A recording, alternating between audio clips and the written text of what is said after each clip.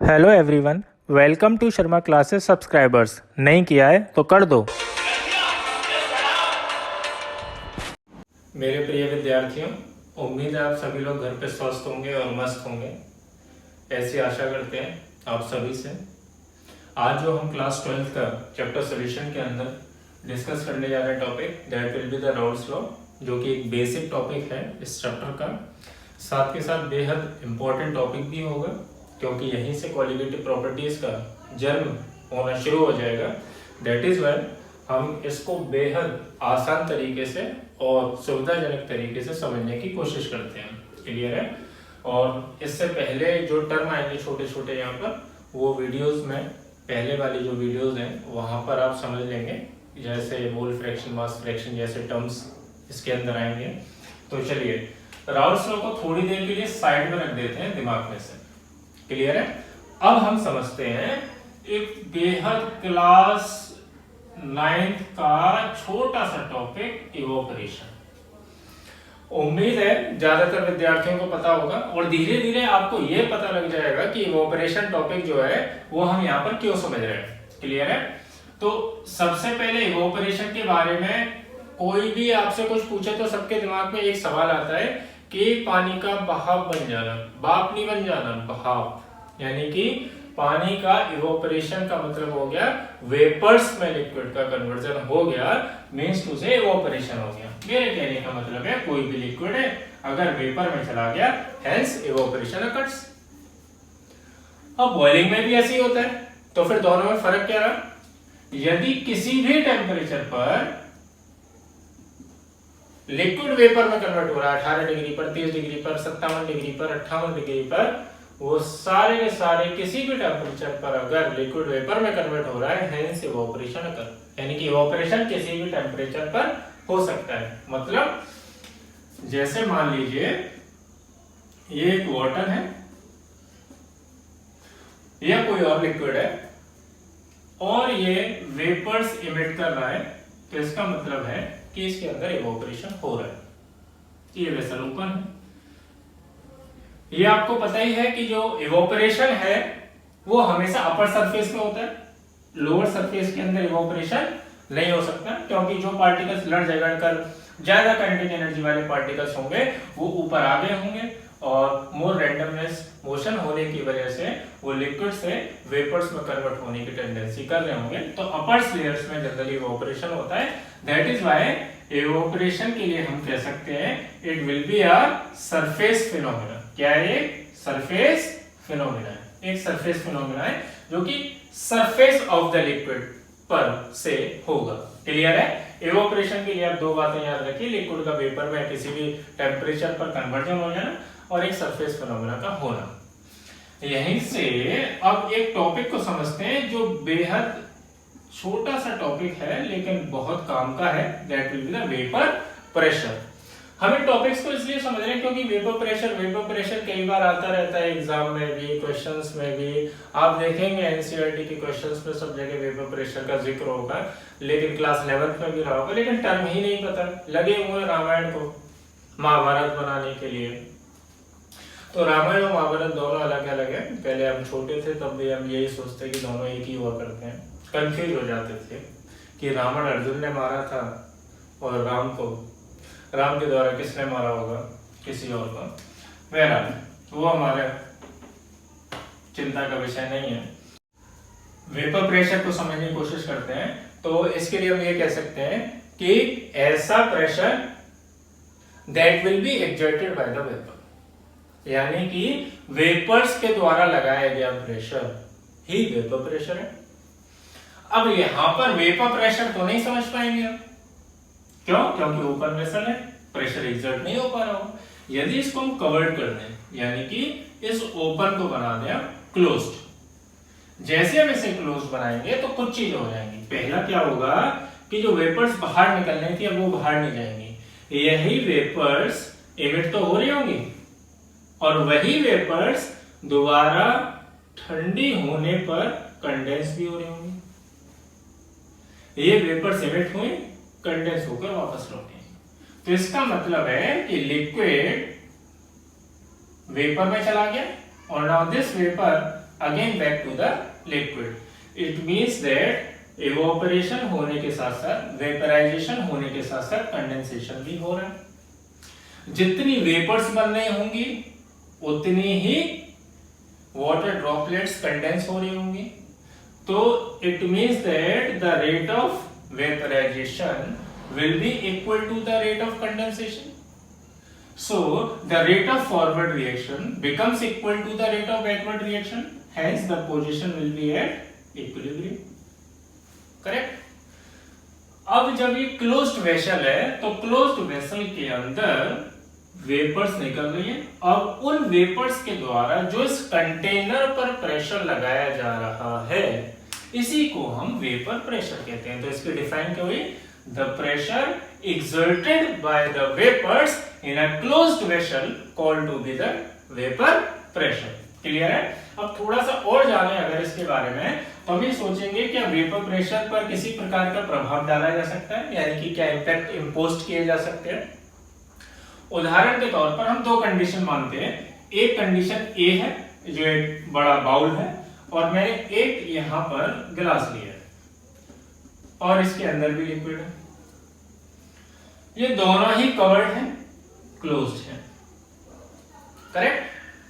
मेरा आपसे सवाल यह है कि ए और बी वेसल में से किस वेसल के अंदर वेपर प्रेशर ज्यादा एक्सर्ट होगा। ज्यादातर विद्यार्थियों का हो सकता है मत हो कि ए के द्वारा वेपर प्रेशर ज्यादा एक्सर्ट किया जाएगा क्योंकि सरफेस एरिया ज्यादा है, तो सरफेस एरिया ज्यादा होने के कारण मोर वेपर प्रेशर एक्सर्ट होगा क्योंकि मोर वेपर एरिया रहा होगा, जबकि ऐसा नहीं होता। दोनों के अंदर सेम वेपर प्रेशर होगा। सरप्राइज हो गए? तो सरप्राइज होने की जरूरत नहीं है क्योंकि प्रेशर का मतलब ही है फोर्स पर यूनिट एरिया। तो फोर्स पर यूनिट एरिया, तो प्रेशर तो पर यूनिट एरिया इसके अंदर और इसके अंदर इक्वल ही लग रहा होगा यदि दोनों में पानी है तो। क्लियर है? तो इट मींस किसी भी बीकर के या कंटेनर के शेप और साइज पर वेपर प्रेशर कभी भी डिपेंड नहीं करेगा।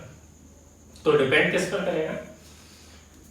नेचर ऑफ लिक्विड पर डिपेंड करेगा। किस पर डिपेंड करेगा? नेचर ऑफ लिक्विड पर, यानी कि डिपेंड करेगा कि लिक्विड का नेचर कैसा है। अब क्या होता है नेचर, उसको भी डिस्कस करने जा रहे होंगे हम, क्योंकि मैंने अभी बोला भी था कि ए और बी यदि दोनों में पानी है तो इसका मतलब क्या हो गया कि दोनों की कंडीशन हमने एक सेम रखी थी। That will be the nature of liquid. Nature of liquid का मतलब इसको ऐसे समझिए, हाइड्रोजन बॉन्डेड मॉलिक्यूल्स या कंपाउंड जितने भी होंगे वो वेपर प्रेशर कम एक्सर्ट करते हैं रेदर देन अदर कंपाउंड्स। ऐसा इसलिए होता है क्योंकि hydrogen bond is the strongest bond और the force of attraction that ever is. तो स्ट्रॉन्गेस्ट फोर्स ऑफ अट्रैक्शन होने की वजह से फोर्स ऑफ अट्रैक्शन ज्यादा होगा, पार्टिकल्स में रैंडमनेस नहीं होगी, मोशन नहीं हो पा रहा होगा, काइनेटिक एनर्जी नहीं होगी। जब काइनेटिक एनर्जी नहीं है, मोशन नहीं है, रैंडमनेस नहीं है, तो पार्टिकल्स इवोपरेट नहीं हो पा रहे होंगे, वेपर्स में कन्वर्ट नहीं हो पा रहे होंगे। जब वेपर में कन्वर्ट नहीं हो पाएंगे तो वेपर प्रेशर भी कम हो जाएगा। क्लियर है? तो हाइड्रोजन बॉन्डेड मॉलिक्यूल्स का हम थोड़ा सा ध्यान रखेंगे।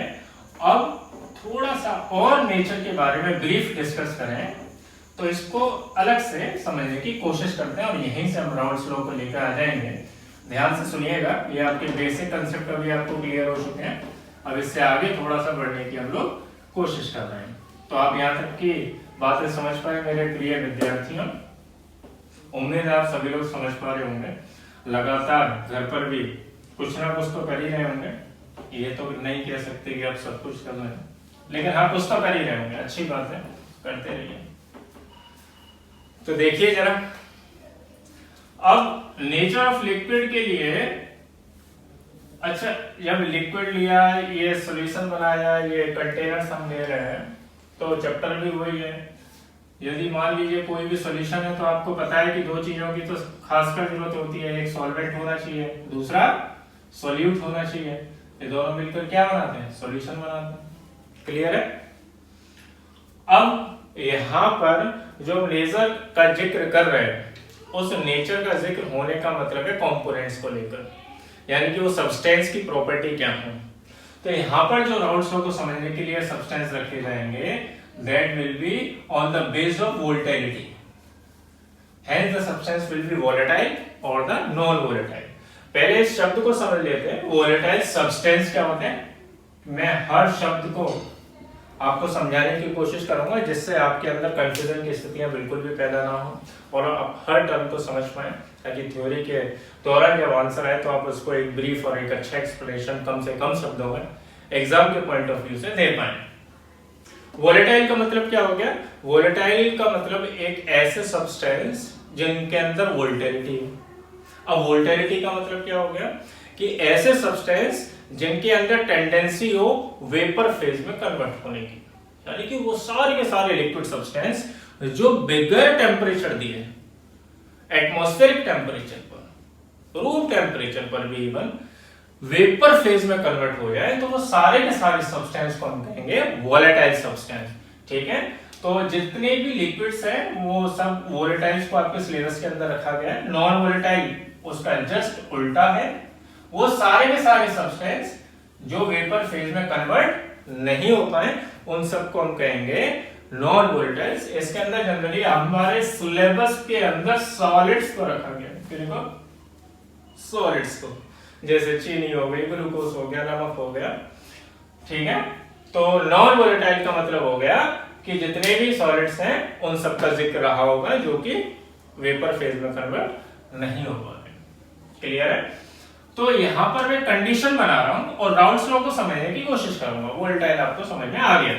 तो पहला केस लेकर देख रहे हैं, मान के चल रहा हूं कि जो सॉल्वेंट है और जो सॉल्यूट है ये दोनों ही वोलेटाइल है। ये क्या है? वोलेटाइल। क्या है? वोलेटाइल। अब समझने की कोशिश करते हैं। मैं एक बीकर बनाता हूं, इसमें A के पार्टिकल्स हैं और इसमें B के पार्टिकल्स हैं, B और B के बीच में गैप रखना है। एक साथ अगर आप बोलेंगे तो हो जाएगा BB, तो BB वगैरह नहीं बोलना है, B एंड B, इसलिए मैंने 2 की जगह 3 कर दिए। अब ये दोनों मिक्स्ड अप होंगे तो एक सॉल्यूशन बनाएंगे जिसके अंदर A और B दोनों होंगे। जाहिर सी बात है, स्पष्ट रूप से हम देख पा रहे हैं, समझ भी पा रहे होंगे। याद रखिएगा, एंटायर चैप्टर के अंदर हम सॉल्वेंट को A रखेंगे और सॉल्यूट को B रखेंगे। ये फैक्ट रखेंगे समझने के लिए। शुरू से रखते हैं, जैसे मोलैरिटी वगैरह हमने पढ़ा था तो सॉल्वेंट को WA रखा था, याद हो तो आपको, और नहीं हो तो पीछे वीडियोस को देख लीजिएगा, समझ में आ जाएगा। तो वोलेटाइल और सॉल्यूट भी वोलेटाइल और सॉल्यूशन एक प्रिपेयर हो गया। वोलेटाइल का मतलब आप समझ गए, ये वेपर फेज में आसानी से कन्वर्ट हो सकते हैं। अब मैं फिर एक सवाल जनरेट कर रहा हूं, अगर सॉल्वेंट A अगर वोलेटाइल है और सॉल्यूट B भी अगर वोलेटाइल है तो सॉल्यूशन भी वोलेटाइल होगा, ये बात तो सही है। अब A यानी कि सॉल्वेंट और सॉल्यूशन में से किसकी वोलेटिलिटी ज्यादा होगी या दोनों की सेम होगी? दूसरा सवाल, सॉल्यूट B और सॉल्यूशन में से किसकी वोलेटिलिटी ज्यादा होगी या दोनों की सेम होगी? तो वोलेटिलिटी की अगर बात करी जाए तो सॉल्यूशन के अंदर A सब्सटेंस भी वोलेटाइल है और B भी एड्स अप हो गया, हेंस वोलेटिलिटी सॉल्यूशन की ज्यादा रही होगी rather than solute and solvent. अब जब ये मान के चलिए यहां पर A के पार्टिकल है तो प्रेशर इस वेसल के अंदर किसके द्वारा लगाया जा रहा होगा? A के द्वारा लगाया जा रहा होगा। जब A के पार्टिकल्स हैं, सॉल्वेंट के पार्टिकल्स हैं, तो प्रेशर भी A के द्वारा ही लगाया जा रहा होगा। तो यहाँ पर A के अलावा और किसी के पार्टिकल नहीं है, सिर्फ A के पार्टिकल है। तो इसका मतलब है कि यहाँ पर सॉल्वेंट जो है वो प्योर फॉर्म में, क्योंकि और कुछ नहीं।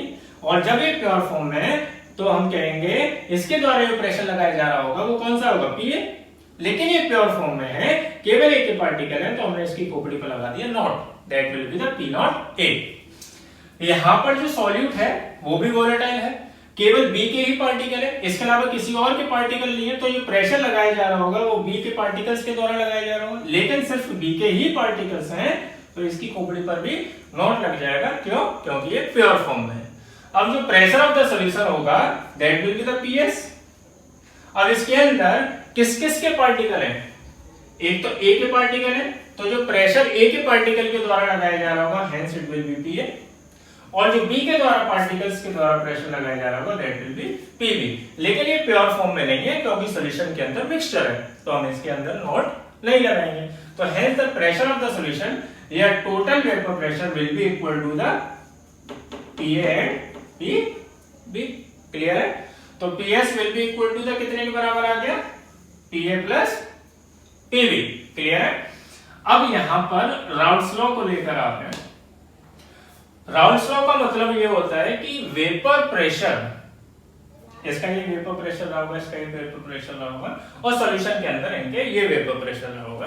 तो राउल्स लॉ ये कहता है कि वेपर प्रेशर किसी भी कंपोनेंट का, वेपर प्रेशर किसी भी कंपोनेंट का सॉल्यूशन के अंदर, किसी भी कंपोनेंट का वेपर प्रेशर सॉल्यूशन के अंदर, यानी कि vapour pressure of any component is directly proportional to the mole fraction of that component in the solution at constant temperature।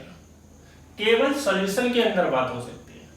अब ये कह रहा है कि किसी भी कंपोनेंट का वेपर प्रेशर उसके मोल फ्रैक्शन के बराबर होगा सॉल्यूशन के अंदर। बात सही है, पर डाल्टन लॉ भी तो यही कहता था कि if two or more than two non-reacting components are mixed together in a closed vessel, then the vapor pressure or the total vapor pressure of the solution will be exerted is equal to the sum of all partial pressure contained in a particular solution। यानी कि एक solution के अंदर जितने भी components ले होंगे उनके पार्शियल प्रेशर के सम के बराबर होगा।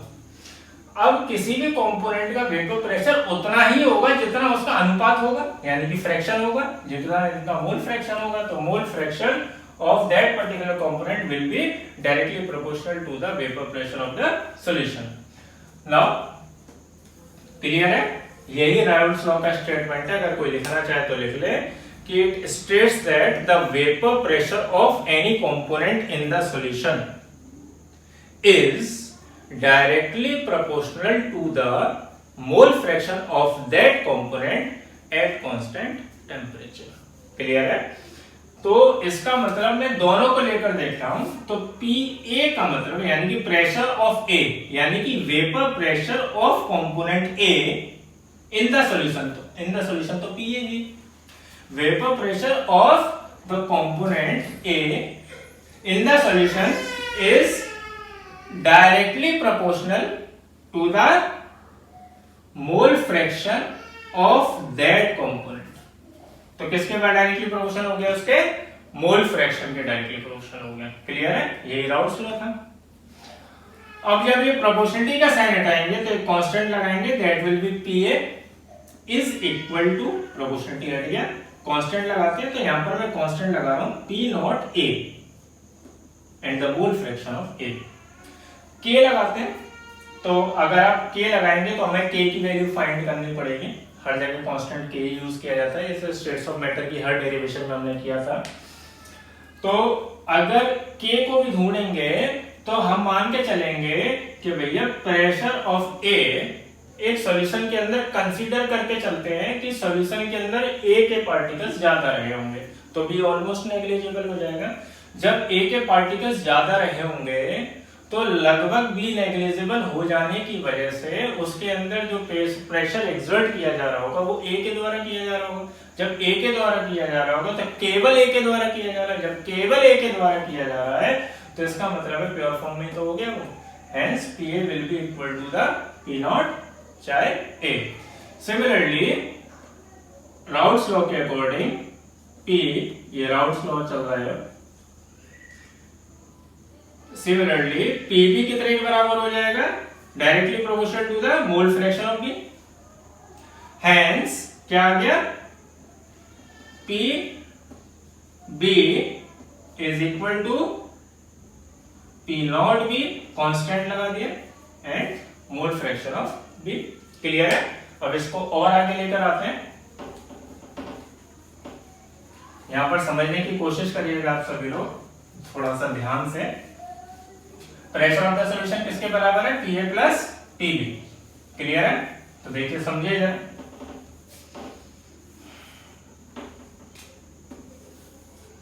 प्रेशर ऑफ द सॉल्यूशन किसके बराबर हो गया, Pa प्लस Pv, क्लियर है। अब now put the value of Pa and Pv, तो Pa की वैल्यू कितनी थी, P नॉट A चाहे A with the sum of P nought B Pv की वैल्यू चाहे B, क्लियर है। एंड हम जानते हैं कि मोल फ्रैक्शन का सम हमेशा बराबर देन 1 होगा, यानी कि 1 से ज्यादा नहीं हो सकता। So the mole fraction of B will be equal to 1 minus चाहे A, क्लियर है। अगर आपको ये समझ में नहीं आ रहा हो तो आप वीडियोस में जाकर देख सकते हैं, चैनल पर जाकर, वहां पर इसकी एक वीडियो आपको मिल जाएगी, क्लिप मिल जाएगी मोल फ्रैक्शन वाली, उसमें बकायदे थंबनेल लगा हुआ है, तो आप समझ लीजिएगा। साथ में चैनल को लाइक सब्सक्राइब भी कर दीजिएगा।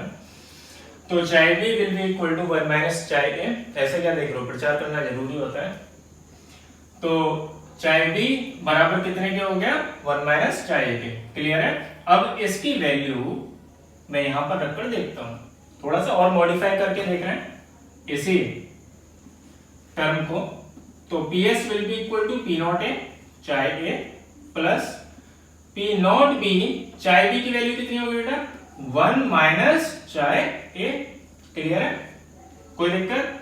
Hence PS of the solution will be equal to P nought A चाहे A। अब यहां पर ब्रैकेट का मतलब मल्टीप्लाई हो गया, तो plus P nought B into 1, तो P नॉट B, अब plus minus minus P nought B into चाहे A, क्लियर है। तो क्या मैं इसको और थोड़ा ऐसे लिख सकता हूं, PS will be equal to P nought A चाहे A, इसको इधर लेके आ रहा हूं, माइनस P नॉट B चाहे A plus P nought B, clear है। इसको क्या मैं और ऐसे लिख सकता हूं कि चाहे A कॉमन आ रहा है इसमें, तो hence PS will be equal to चाहे A P nought A minus P nought B, चाहे A बाहर निकल गया, प्लस P नॉट D। तो इसका और मॉड्यूलर फॉर्म ये हो सकता है। उम्मीद करता हूं ज्यादातर वीडियोस में इस चीजों को शायद दिखाई नहीं रहे होंगे, आप यहां से समझ सकते हैं उन चीजों को। तो राउल्ट्स लॉ आप समझ पाए कि वेपर प्रेशर किसी भी कंपोनेंट का एक सॉल्यूशन के अंदर एज्यूम करिए, जब चीजों को बोला जाता है तो दिमाग से एज्यूम करने की कोशिश करिए। ऐसा नहीं है कि टीवी भी चल रही है और वीडियो भी चल रही है। तो एक कंटेनर लिया, उस कंटेनर के अंदर 2 कंपोनेंट डाल दिए, तो एक के द्वारा कितना प्रेशर या कितनी ताकत लगाई जा रही होगी, जितने उसके पार्टिसिपेटिंग मोल होंगे उतनी तो ताकत लगाएगी। वही राउल्ट्स लॉ कि vapour pressure of the solution, vapour pressure of component in the solution directly proportional to the mole fraction, जितना उसका अनुपात है वेपर प्रेशर उतना ही होगा सॉल्यूशन के अंदर उस पार्टिकुलर, क्लियर है। फिर भी एक बार और समझ के देख लीजिएगा, आशा करता हूं आप लोगों को सबको समझ में आ गई होगी, ठीक है। तो आज की वीडियो में केस 1 को डिस्कस किया, अगली वीडियो में केस 2 को करेंगे। चैनल को लाइक सब्सक्राइब कर दीजिएगा। Thank you for watching this video, thank you so much.